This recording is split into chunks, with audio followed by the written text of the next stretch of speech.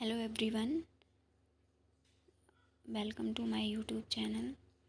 तो आज की वीडियो उन सभी स्टूडेंट के लिए बहुत इम्पोर्टेंट होने वाली है जो लोग सीटेट का एग्ज़ाम देने जा रहे हैं, ठीक है, जो कि दिसंबर में है आपका। तो हम ये वीडियो उन सभी स्टूडेंट के लिए बहुत ही इम्पोर्टेंट होने वाली है जो अभी सीटेट का एग्ज़ाम देने जा रहे हैं।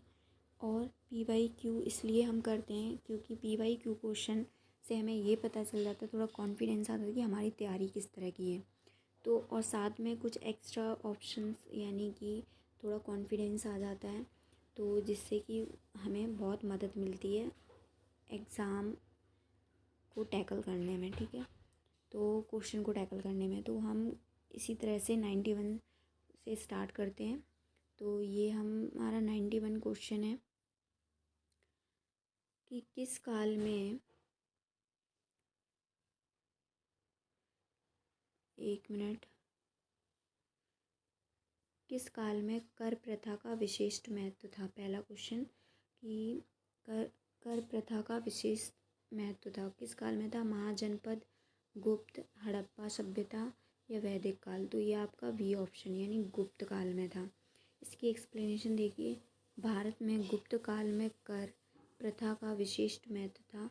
गुप्त काल को प्राचीन भारत में स्वर्ण काल के नाम से भी जाना जाता था। अब क्वेश्चन ये भी बन सकता है आपका कि गुप्त काल में, प्राचीन भारत में स्वर्ण काल किसे माना जाता था, कौन से काल को, तो गुप्त काल को, ठीक है, ऐसा क्वेश्चन बन सकता है। तो एक्सप्लेनेशन से क्या होता है, हमारे और भी जो क्वेश्चन आ रहे होते हैं उनका भी आंसर हम दे सकते हैं, ठीक है। तो PYQ लगाना बहुत इम्पॉर्टेंट होता है। तो इसी वजह से भारत में स्वर्ण काल के नाम से भी जाना जाता है। राज्य की आय प्रमुख स्रोत, इस काल में राज्य की आय का प्रमुख स्रोत क्या था, टैक्स, भाग, भोग, उद्रंग, ऊपरी कर, शुल्क, गुप्तकालीन कर थे ये। तो इन्हें अच्छे से पढ़ लेना। नेक्स्ट 92 क्वेश्चन, पृथ्वी द्वारा सूर्य के चारों ओर घूमने को कहा जाता है। जैसे पृथ्वी द्वारा सूर्य के चारों ओर जो घूमते हैं तो उस घूमने को क्या कहा जाता है। तो हमारा पहला ऑप्शन काशीय समतल, प्रदीप्त वृत्त, घूर्णन, और डी है परिक्रमण। तो उसे जब पृथ्वी सूर्य के चारों ओर घूमती है तो पृथ्वी द्वारा सूर्य के, जैसे ये पृथ्वी है और ये सूर्य है और सूर्य के चारों ओर ही पृथ्वी घूम रही, तो इसे तो परिक्रमण कहते हैं। लेकिन जब क्या होता है, पृथ्वी अपने ही जगह पे घूमती है, ठीक है, ऐसे तो उसको कहते हैं घूर्णन। तो परिक्रमण और घूर्णन में ये डिफरेंस है। तो राइट ऑप्शन इसका डी होगा। पृथ्वी सूर्य के चारों ओर दीर्घवृत्ताकार पथ पर घूमती है। इस गति को परिक्रमण गति कहते हैं। पृथ्वी के चारों तरफ गति के साथ साथ अपने कक्ष पर भी घूमते हैं, उसे घूर्णन कहते हैं। तो दोनों ही ऑप्शन आपके यहाँ से क्लियर हो गए। नेक्स्ट क्वेश्चन में कह रहे हैं कि निम्न में से किस भारतीय साहित्य धरोहर का अर्थ डैश है। गुरु के पास जाकर समीप बैठना। तो भारतीय साहित्य धरोहर आर्णव्य, पुराण, उपनिषद या वेद। तो हमारा इसका सी ऑप्शन है उपनिषद। तो उपनिषद शब्द दो शब्द से मिलके बना है। उप मतलब होता है समीप और निषद मतलब होता है बैठना, ठीक है। तो इस प्रकार उपनिषद का अर्थ हुआ समीप बैठना। यानी उपनिषद मतलब उप मतलब अर्थ होता है समीप और निषद का मतलब होता है बैठना। तो उपनिषदों की रचना वेदों के दार्शनिक व्याख्याओं के लिए दी गई है। इसमें 108 उपनिषदों की संख्या बताई जाती है। नेक्स्ट क्वेश्चन 94, भारत में मुंडा जनजाति किस क्षेत्र में निवास करती है। तो मुंडा जनजाति किस क्षेत्र में निवास करती है, छोटा नागपुर। भारत में मुंडा जनजाति का निवास स्थल छोटा नागपुर का पठार है। मुंडा जनजाति ऑस्ट्रो एशियन परिवार से संबंध रखती हैं। यह मुख्यतः कहाँ, झारखंड, बिहार और छत्तीसगढ़ क्षेत्रों में निवास करते हैं। नेक्स्ट क्वेश्चन नंबर है हमारा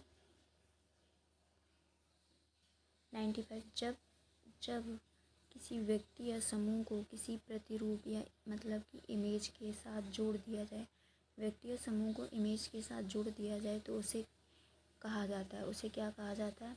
रूढ़िवाद। ठीक है, रूढ़िवाद जब किसी व्यक्ति या समूह को किसी प्रतिरूप यानी इमेज के साथ जोड़ने का रूढ़िवादिता कहा जाता है तथा व्यक्ति समूह का व्यवहार और आचरण इमेज के अनुरूप परिलक्षित होता है। तो ऑप्शन डी इसका राइट आंसर था। नेक्स्ट इसकी एक्सप्लेनेशन भी हो गई। नेक्स्ट क्वेश्चन,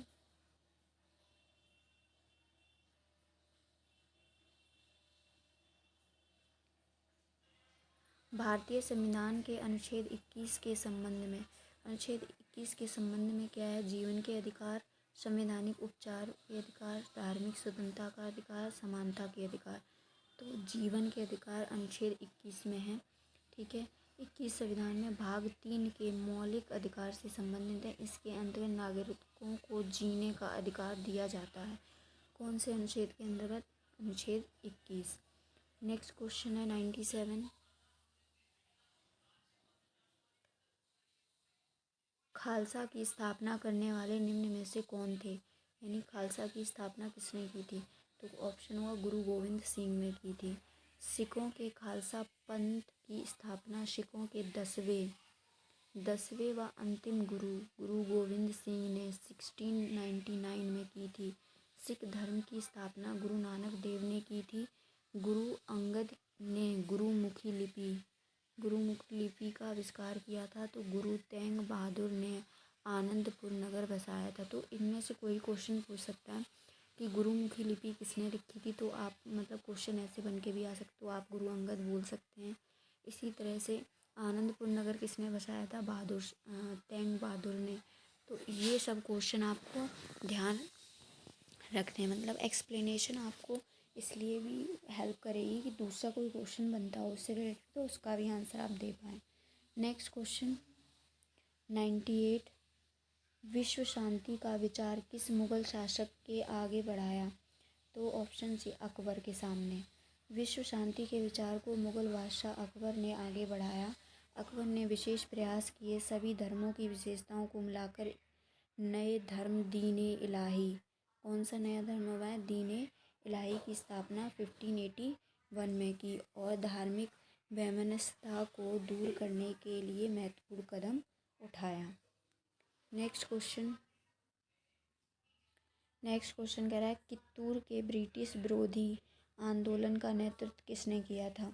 तो ए रानी चेन्नम्मा ने किया था। कित्तूर आंदोलन का विद्रोह नेतृत्व कर्नाटक रियासत की रानी चेन्नम्मा 1824 में किया था।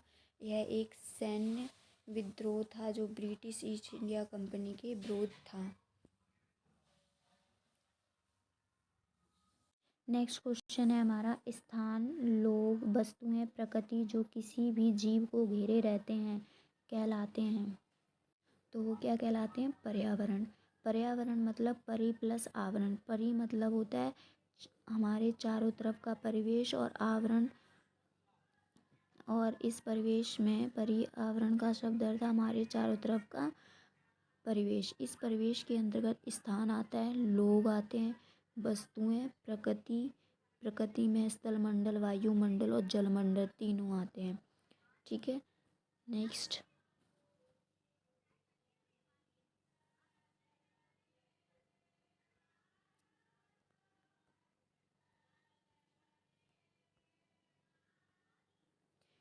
है पिंड जिसमें अपनी ऊष्मा प्रकाश नहीं होते लेकिन वे तारों की रोशनी से चमकते, उन्हें क्या कहते हैं? तो उन्हें क्या कहते हैं? खगोलीय पिंड। बी ऑप्शन राइट होगा। ठीक है, खगोलीय पिंड होते हैं जिनका स्वयं का कोई प्रकाश नहीं होता परंतु सूर्य के प्रकाश परावर्तन के कारण चमकते हैं। Next question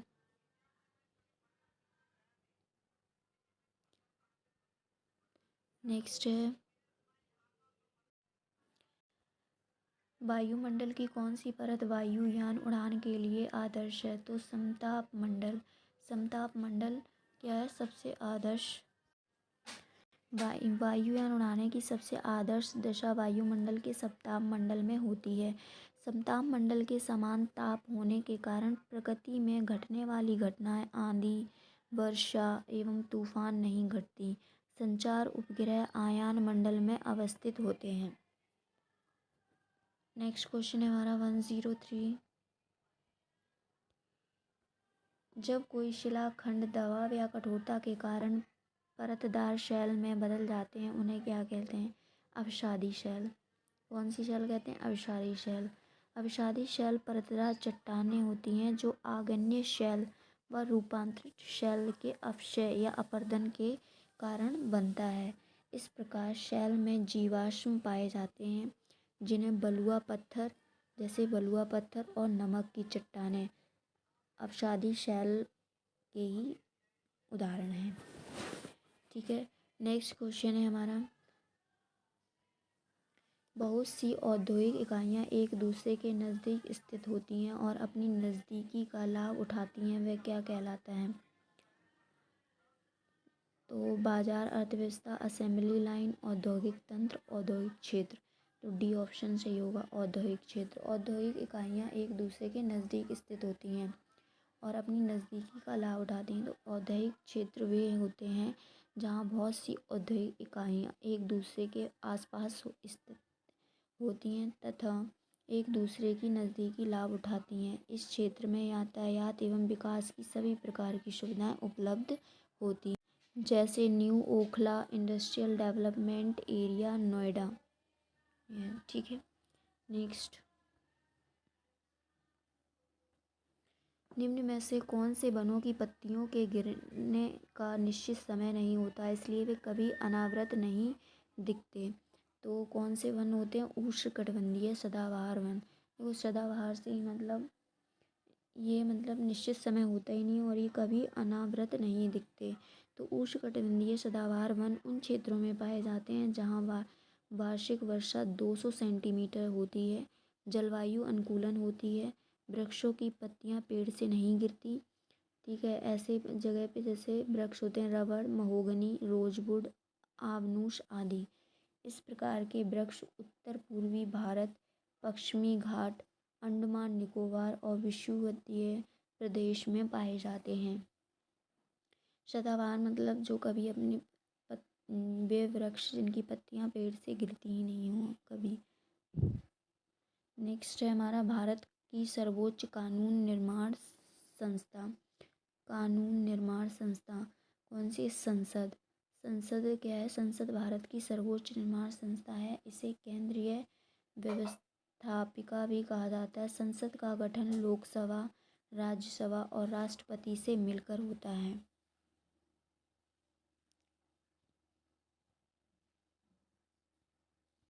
next question 107। जब राज्य धार्मिक क्रियाओं में किसी प्रकार का हस्तक्षेप नहीं करता उसे कहा जाता है धर्मनिरपेक्षता।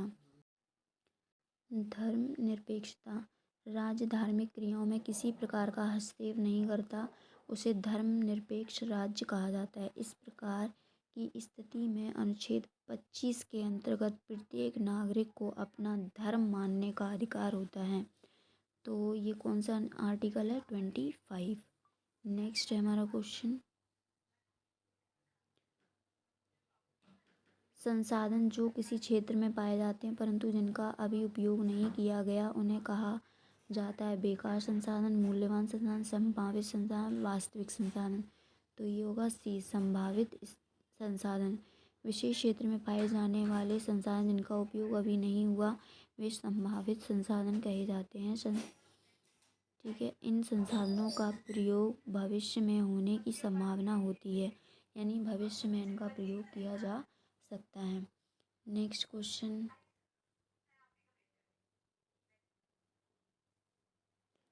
मुगल वास्तुशिल्प मिश्रण है तुर्की व अफगान शैलियों का, तुर्की व फारसी, अरब व फारसी, भारतीय या फारसी प्लस भारतीय। तो मुगल वास्तुशिल्प फारसी और भारतीय शैलियों का मिश्रण है। मुगल कालीन वास्तुशिल्प फारसी और भारतीय शैलियों का मिश्रण है। इस वास्तुशिल्प का उदाहरण मेहराब, गुंबद, हाजल बुर्ज आदि जैसे बुलंद दरवाजा ये इसके उदाहरण हैं। ठीक है। नेक्स्ट है भारत की मानक देशांतर क्या है। भारत की मानक देशांतर क्या है। 82 पूर्व देशांतर, 83.5 यानी 82.5 और 82°50 पूर्वांतर। तो सी ऑप्शन इसका राइट आंसर होगा। ठीक है।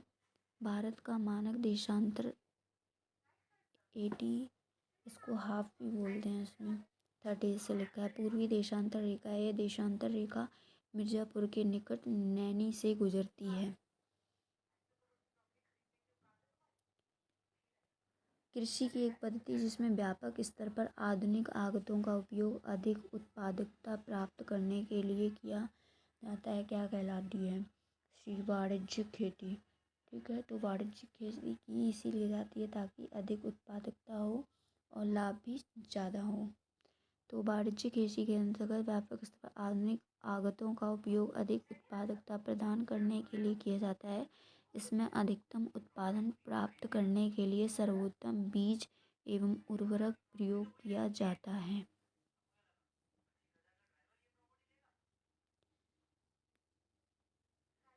निम्न में से कौन सा परंपरागत ऊर्जा स्रोत है। तो परंपरागत जीवाश्म ऊर्जा। जीवाश्म ईंधन परंपरागत ऊर्जा के स्रोत कहे जाते हैं। इस प्रकार के ईंधन की प्राप्ति पृथ्वी के नीचे दबे जीवाश्म से होती है, जैसे पेट्रोल, कोयला, प्राकृतिक गैस। ये सब हमारे क्या है, परंपरागत ऊर्जा के स्रोत हैं।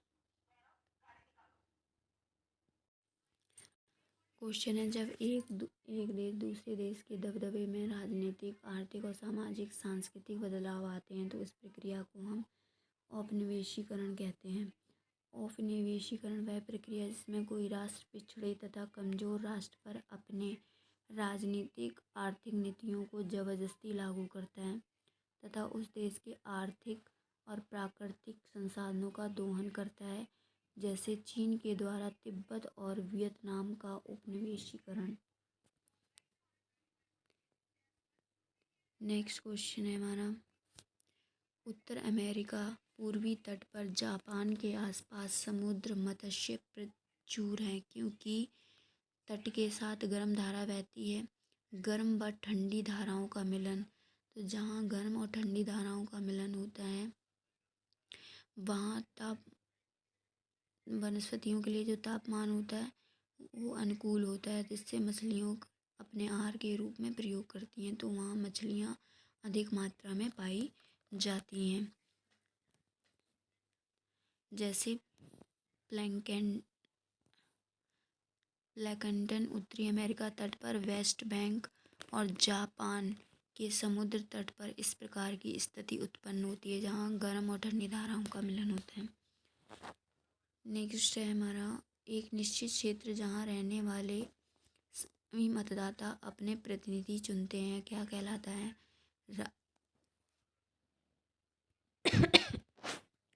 एक निश्चित क्षेत्र जहाँ रहने वाले सभी मतदाता अपना प्रतिनिधि चुनते हैं तो वो क्या कहलाता है, तो वो हमारा कहलाता है निर्वाचन क्षेत्र। डी ऑप्शन करेक्ट होगा, निर्वाचन क्षेत्र। नेक्स्ट क्वेश्चन है, भारतीय स्वतंत्रता संग्राम में दांडी यात्रा को किसकी शुरुआत माना गया था, तो इसमें होगा डी सवर्ण अवज्ञा आंदोलन। महात्मा गांधी द्वारा दांडी यात्रा की गई जिसके तहत नमक कानून तोड़ा गया। 6 अप्रैल 1930 को गांधी के दौरान सविनय अवज्ञा आंदोलन की शुरुआत की गई। निम्नलिखित में शास्त्रीय नृत्यों के संदर्भ में कौन सा कथन सत्य है, तो हमारा कथन शैली शास्त्रीय नृत्य के रूप में मान्यता केवल स्वतंत्रता प्राप्ति के पश्चात मिली। कथकली और कथक शैली का शास्त्रीय रूप है। यह लोक नृत्यों से सदा श्रेष्ठ होते हैं। शास्त्रीय नृत्यों के 8 मान्य रूप हैं। ऑप्शन डी इसी को हम 8 नृत्य शैलियों की शास्त्रीय नृत्य के रूप में मान्यता है, जैसे भरतनाट्यम तमिलनाडु में, मणिपुर में, कथक उत्तर प्रदेश में, कथकली केरल में, कुचिपुड़ी आंध्र प्रदेश में, मोहिनीअट्टम केरल में, ओडिसी उड़ीसा में और सत्रिया असम में।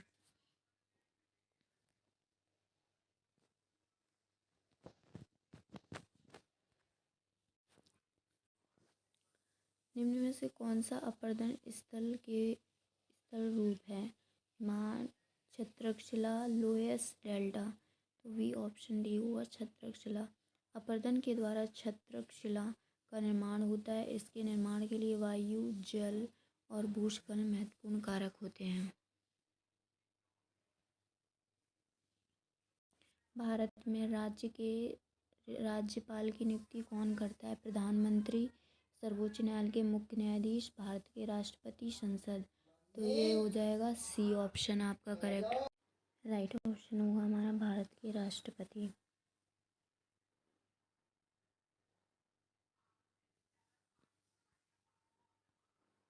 भारतीय संविधान अनुच्छेद 155 के अनुसार किसी राज्यपाल की नियुक्ति का अधिकार राष्ट्रपति को प्राप्त होता है। राज्यपाल राष्ट्रपति के प्रसाद पर्यंत अपना पद धारण करता है। विश्व की 80% से अधिक जनसंख्या निवास करती है कहाँ? उत्तर अमेरिका व एशिया में, एशिया व यूरोप में, एशिया व अफ्रीका में, एशिया व दक्षिण अमेरिका में। तो ऑप्शन राइट है सी। विश्व की 80% जनसंख्या दो महाद्वीप एशिया और अफ्रीका में निवास करती हैं। अकेले एशिया महाद्वीप में ही विश्व की 60% जनसंख्या निवास करती है। चीन और भारत विश्व की सर्वाधिक जनसंख्या वाले देशों में क्रमशः प्रथम और द्वितीय स्थान पर हैं। Next 1 to 1। निम्न में कौन सा संसद के कार्य का प्रकरण को पढ़ाने का सर्वोत्कृष्ट तरीका है?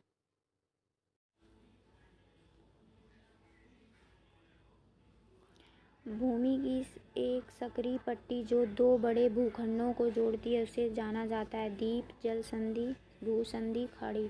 सी भूसंधि।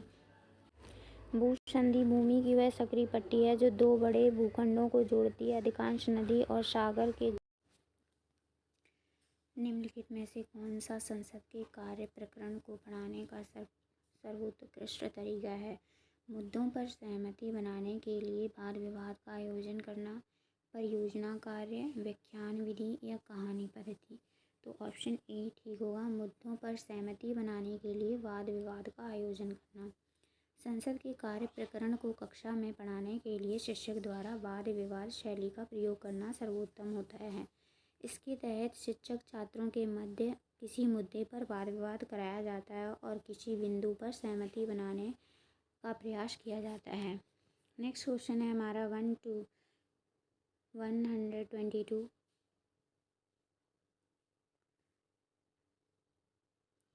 ये पेडागोजी के क्वेश्चन चल रहे हैं। सतत व व्यापक मूल्यांकन मुख्य रूप से डैश पर बल देता है? मस्तिष्क, हृदय, हाथ की शिक्षा पर है। ठीक है। कमज़ोर अयोग्य विद्यार्थियों व उच्च स्तरीय पर प्रोन्नत करना, बच्चे के सुधार के लिए लगातार परीक्षण करने, बच्चे के व्यवहार व सतत अवलोकन। तो सतत एक ऐसा वर्ड है यानी सर्वव्यापक पॉजिटिव है वर्ड। तो ठीक है, तो हमारा राइट आंसर डी होगा। तो हमें पेडागोजी के लिए कुछ पॉजिटिव और नेगेटिव वर्ड्स आने चाहिए। इसके थ्रू क्या होता है, हमें राइट ऑप्शन चूज़ करने में हेल्प होती है। तो सतत अवलोकन जहाँ पे हो, ठीक है, तो वहाँ पे वो क्या होगा, आंसर पॉजिटिव होगा। यानी राष्ट्रीय पाठचर्या रूपरेखा 2005 यानी NCF 2005 में सतत व्यापक मूल्यांकन की प्रस्तुति की गई। इसके अंतर्गत बालकों के व्यवहार का सतत अवलोकन किया गया। सामाजिक विज्ञान की शिक्षिका अक्सर वस्तुनिष्ठ प्रकार वाला रूपात्मक आकलन करती है, लेकिन उसके द्वारा विकसित परीक्षण की विश्वसनीयता को बढ़ाने के लिए क्या करना चाहिए? तो हमारा राइट ऑप्शन होगा मानकीकृत परीक्षण का प्रयोग करना चाहिए। मानकीकृत परीक्षण का प्रयोग करके वस्तुनिष्ठ प्रकार वाले रूपात्मक आकलन की विश्वसनीयता बढ़ाई जा सकती है। सामाजिक विज्ञान को बच्चों को डैश के साथ लैस करना चाहिए, यानी कि स्वतंत्र रूप से चिंतन करने की योग्यता। सामाजिक विज्ञान शिक्षण का मुख्य उद्देश्य विद्यार्थी को विभिन्न सामाजिक मुद्दे पर स्वतंत्र रूप से चिंतन करने के योग्य होना चाहिए। तो हमारा ए ऑप्शन ठीक है। राइट।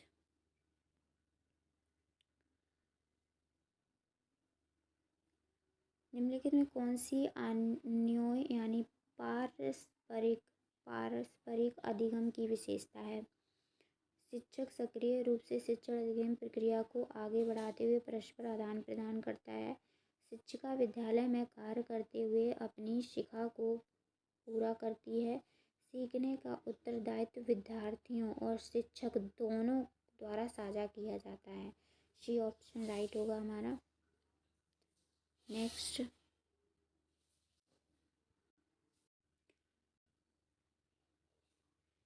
समाज विज्ञानों के नियामक मानदंड संबंधी आयाम निम्नलिखित आयाम में से किसे शामिल करते हैं? उपयुक्तता को, अकार्यता को, प्रासंगिकता को या समानता? तो समानता पॉजिटिव वर्ड है तो ये समानता होगा। ठीक है, डी। समाज विज्ञानों के नियामक मानदंड संबंधी आयामों को समानता को सम्मिलित किया जाता है। नेक्स्ट क्वेश्चन, मौसमी उपकरणों के द्वारा मौसम संबंधी सूचनाएं एकत्रित करना उदाहरण है किसका? प्राथमिक आंकड़े। तो हम जब किसी चीज़ के बारे में आंकड़े एकत्रित करते हैं तो प्राथमिक आंकड़े होते हैं, या किसी द्वारा दूसरे व्यक्ति द्वारा आंकड़े एकत्रित किए गए हैं तो हम उनसे लेके आए तो वो हमारे द्वितीय आंकड़ों में आ जाते हैं। ठीक है, इस तरह से। तो प्राथमिक आंकड़े यानी खुद जाके स्वयं सूचनाएं एकत्रित कर रहे हैं। तो मौसमी आंकड़ों के द्वारा मौसम संबंधी सूचनाएं एकत्रित करना प्राथमिक आंकड़ों के अंतर्गत आता है। राष्ट्रीय स्तर पर सामाजिक विज्ञानों की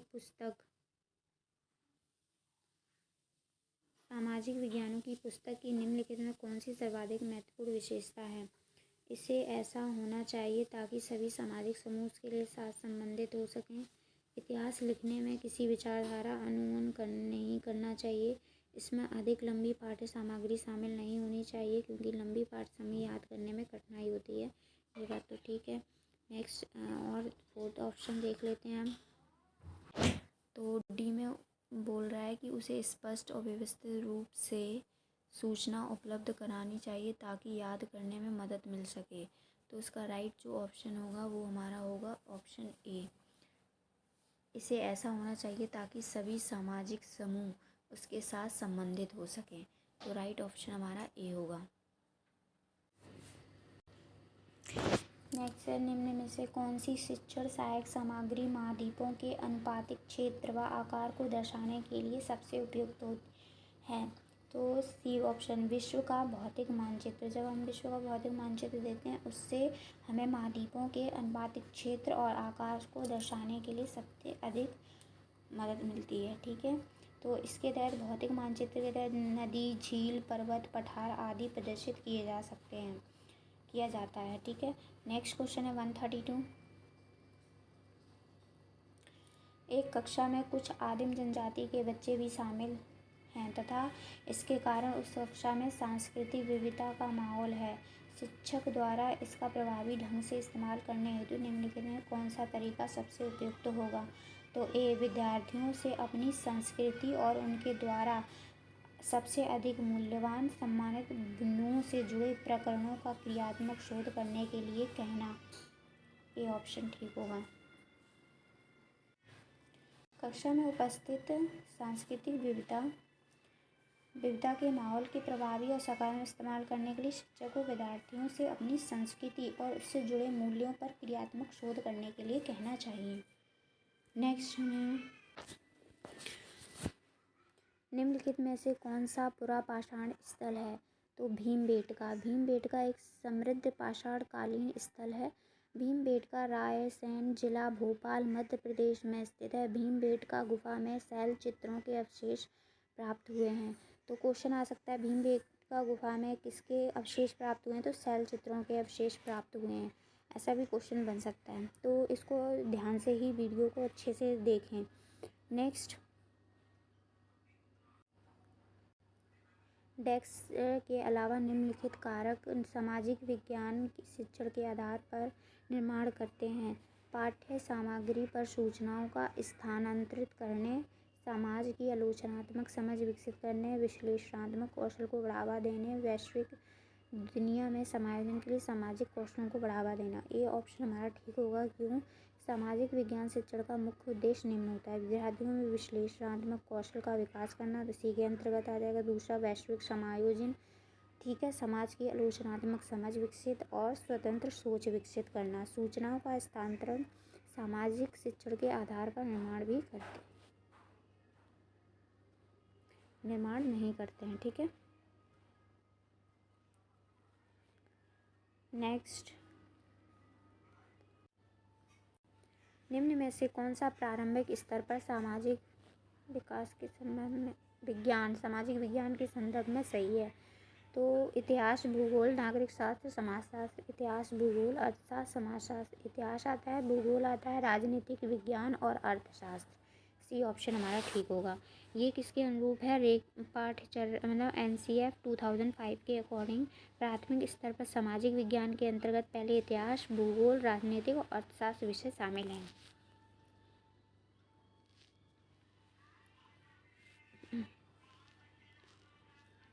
केंद्रीय माध्यमिक शिक्षा बोर्ड के फॉर्मेटिव मूल्यांकन, फॉर्मेटिव यानी FA1 FA2 होता है ना ऐसे स्कूल में, वही फॉर्मेटिव मूल्यांकन के लिए सुझाव नहीं है। अधिक आवृत्ति से परीक्षण करना, प्राथमिक सामग्री के लिए प्रमाणिक स्रोतों का उपयोग करना, ये तो पॉजिटिव है। स्रोत आधारित विश्लेषण करना, ये भी पॉजिटिव है। मॉडल व चार्ट बनाना, ये भी पॉजिटिव। तो हमें सुझाव नहीं, नेगेटिव आंसर ढूंढना है, यानी अधिक आवृत्ति से परीक्षण करना।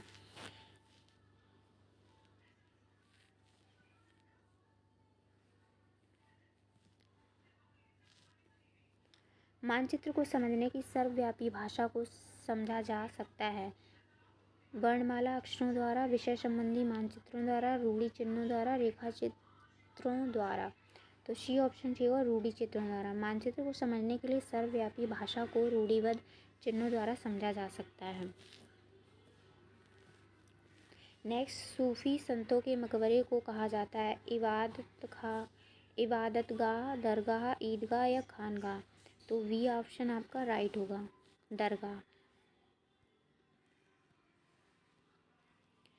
सूफी संतों के मकबरों को दरगाह कहा जाता है। यह एक फारसी शब्द है, जबकि इनके निवास स्थान को खानगाह कहा जाता है। क्वेश्चन आ सकता है कि सूफी संतों के मकबरे को तो दरगाह कहते हैं, ये तो ठीक है, लेकिन सूफी संतों के जो निवास स्थान है उसे क्या कहता था? खानगाह कहा जाता था। नेक्स्ट क्वेश्चन है हमारा, अटलांटिक महासागर के विषय में निम्नलिखित तथ्य पढ़ें। यह अंग्रेजी के एस अक्षर से आकार में है, ठीक है, ये तो बात। इसकी तट रेखा सरल, रेखीय व निर्बाध है। नहीं, व्यापारिक दृष्टि से यह सबसे व्यस्त महासागर है, ठीक है। तो ए और सी, किसमें? इसमें ए ऑप्शन राइट होगा।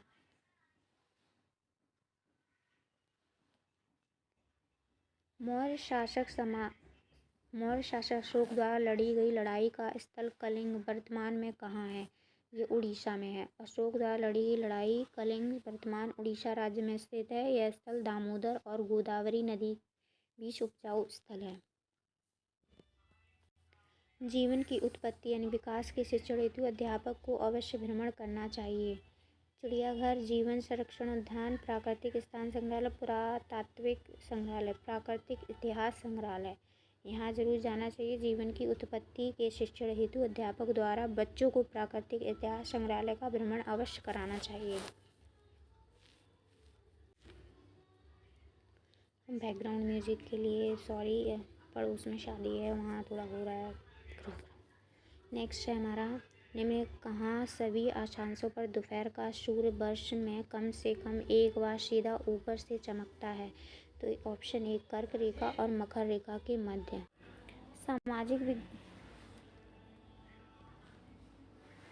सामाजिक विज्ञानों के लिए किसी शिक्षक के लिए कक्षा में हाल ही में हुई चर्चा के बारे में कौन सा तथ्य सर्वाधिक ध्यान देने योग्य है? तो कोई भी विद्यार्थी दूसरे विद्यार्थी पूर्ण रूपेण सहमत नहीं था।